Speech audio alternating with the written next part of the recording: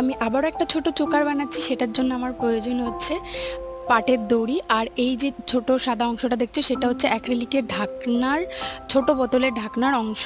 তো ফার্স্টে আমি পাটের দড়িটা ভালোভাবে পেঁচিয়ে নিয়েছি, তারপর সাপোর্ট দেওয়ার জন্য ওই ঢাকনার অংশটা দিয়েছি। দেখো পেঁচানোটা খুব সুন্দর হয়েছে।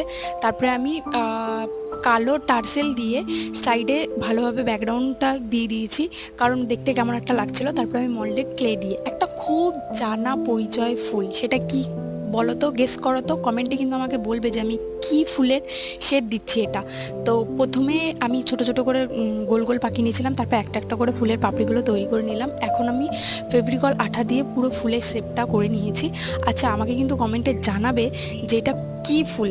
আচ্ছা, আমার ভিডিও তোমাদের কেমন লাগে সেটা কিন্তু প্লিজ আমাকে কমেন্টে জানাবে। আর এটার পার্ট 2 দেখার জন্য প্লিজ আমাকে কমেন্ট করবে, আর একটু সাবস্ক্রাইব সাপোর্ট কিন্তু নিশ্চয়ই করবে। দেখা হচ্ছে নেক্সট ভিডিওতে। জয় শ্রী কৃষ্ণ এভরিওয়ান, বাই।